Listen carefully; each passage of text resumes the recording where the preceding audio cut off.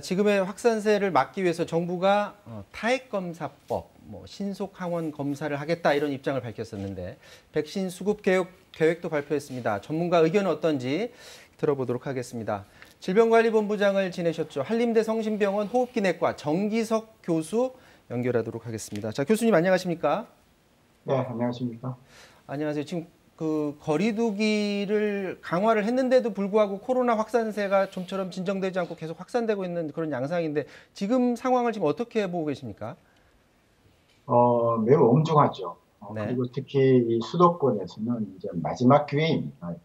왜냐하면 2.5 단계에서 우리가 누르지 못하면은 이제 남은 게 3단계밖에 없지 않습니까? 그렇게 네. 되면 사회가 멈춰야 되는 것이니까 그야말로 굉장히 큰 타격이 올 것입니다. 그래서 지금이 방역 당국도 얘기하지만 마지막 기회이다. 이번 3차 대유행을 누릴 수 있는 기회이다. 그렇게 생각하고 온 국민이 참여해야 돼요.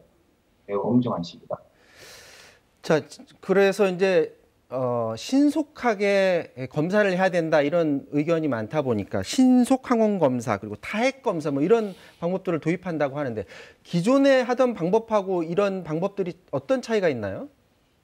네, 사실 지금 기존에 우리가 해왔던 방법이 가장 정확한 겁니다.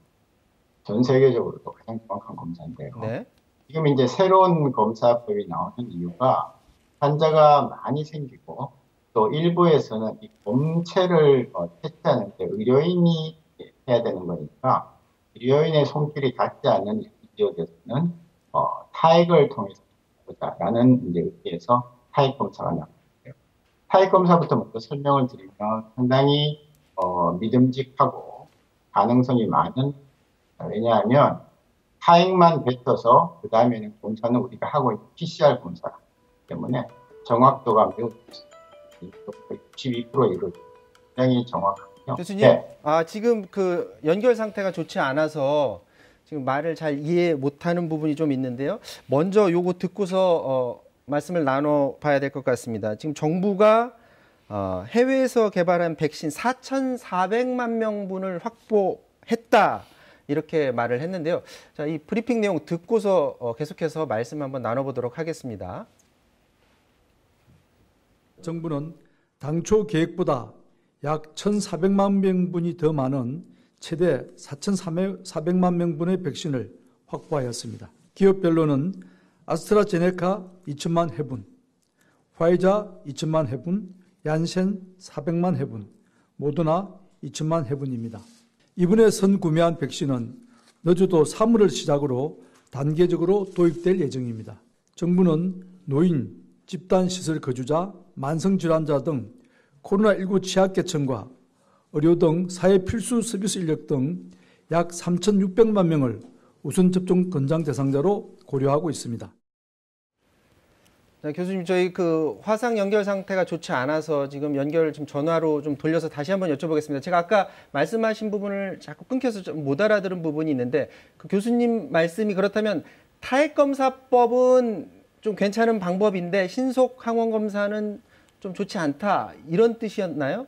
네, 그렇습니다. 타액 검사는 즉시 도입해서 할 수가 있고요. 네. 신속항원 검사는 부정확하기 때문에 정확도가 매우 떨어져서 상당히 조심스럽게 접근을 해야 된다. 그리고 정말 피치 못할 사정일 때만 좀 하는 것이 제한적으로 하는 것이 필요하다. 그렇게 말씀드립니다. 네, 알겠습니다. 자, 조금 전에 정부의 발표 내용 들으셨을 텐데 백신 도입 계획입니다.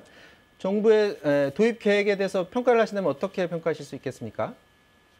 다른 나라에 비해서 약간 늦기는 했지만 매우 잘 됐다고 봅니다. 4,400만 명분이라는 것은 실제로 우리 성인 전 국민을 대상으로 하는 것이거든요. 그래서 지금 4개사를 골랐기 때문에 위험 분산도 되는 것이고요. 이제 하나 아쉬운 것은 4개사에서 나온 것들이 18세 미만의 소아청소년을 대상으로 하는 시험이 성적이 별로 없기 때문에 이번에 소아청소년은 빠지게 되죠.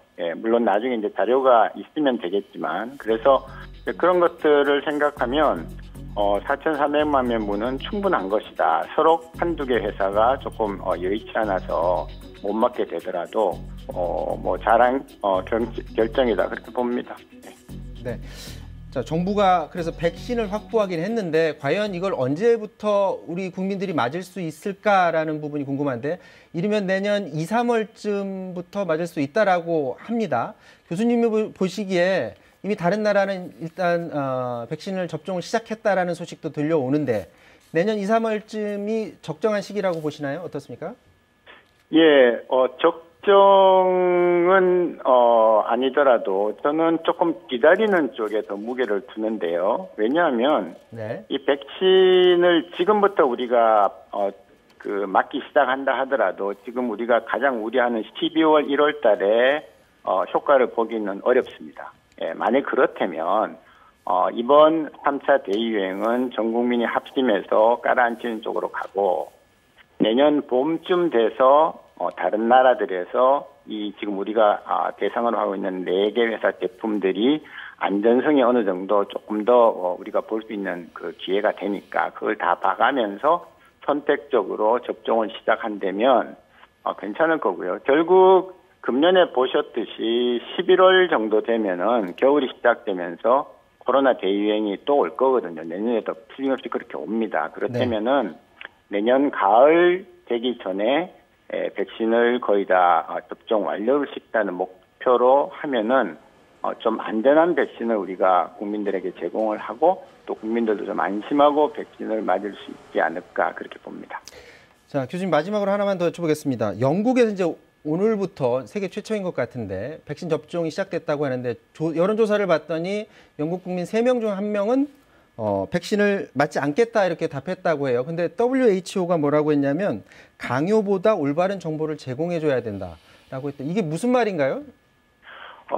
이제 사람들이 백신에 대해서 신뢰를 못하는 경우가 많습니다. 꼭 이 코로나 백신뿐만 아니라 그런데요. 특히 이 백신은 갑자기 나온 백신이기 때문에 충분한 검증이 안 된 건 사실이거든요. 그래서 투명하게 부작용은 지금까지 뭐가 나왔고 그다음에 대신에 이거를 맞으면 여러분들이 얻게 되는 그 득은 얼마나 있는지 이런 것들에 대해서 소상하게 실시간으로 밝혀야 됩니다. 지금 임상 연구가 끝났대지만 사실은 임상 사상이 남아 있습니다. 왜냐하면 쭉 맞으면서 여러 가지 결과들을 봐야 되거든요. 그 결과가 나올 때 승진 없이 계속 얘기를 해줘야 됩니다. 그러면 과연 각 개인들이 이게 내가 맞는 것이 득이 될 것인가 해가 될 것인가를 스스로 판단하게 해서 해야지 이거를 강요를 해서 강제로 맞춘다? 절대로 있을 수 없는 일이거든요. 그래서 좀 투명성, 신속성 이런 것들을 담보로 해야 백신 접종이 성공할 수 있을 거다라고 그렇게 이제 해석이 됩니다. 자, 교수님 오늘 얘기는 여기까지 해야 될 것 같습니다. 지금까지 정기석 교수님과 말씀 나눴습니다. 말씀 고맙습니다. 네, 감사합니다.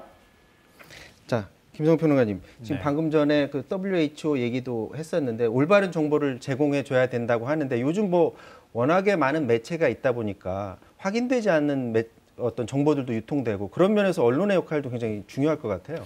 얼마 전에 독감 백신 맞았을 때 그때 하루 거의 실시간 중계하듯이 사망자가 몇 명, 사망자가 몇 명 이런 식으로 보도를 한참 동안 했었던 게 기억이 나는데요. 실제로 연관성이 확인된 환자는 거의 없었거든요. 그러니까 확인된 정확한 정보를 전달하는 게 중요하다. 정확성이라고 하는 게 제일 중요할 것 같고요. 영국 같은 경우에는 사실 서구 쪽에서는 백신에 대한 불신이 상당히 높은 편이거든요. 그러니까 영국에 있는 제약사가 백신을 개발했는데도 불구하고 3명 중 1명은 나 백신 안 맞겠다 이렇게 얘기를 하고 있다 그래요. 그러니까 백신을 먼저 맞겠다고 필수 인력 외에 먼저 맞겠다고 하는 것도 문제고 그리고 안 맞겠다고 하는 것도 문제이기 때문에 일단 사실 언론을 통해서 관련된 정보가 나갈 수밖에 없으니까 정부에서는 투명하게 언론에 공개하고 언론은 최대한 신중하고 정확한 정보를 국민께 전달하는 게 굉장히 중요하다고 생각합니다. 네, 지금까지 국회 상황 그리고 코로나 상황 짚어봤습니다. 김성환 평론가, 김정윤 시사캐스터와는 여기까지 하도록 하겠습니다. 두 분 말씀 고맙습니다. 네.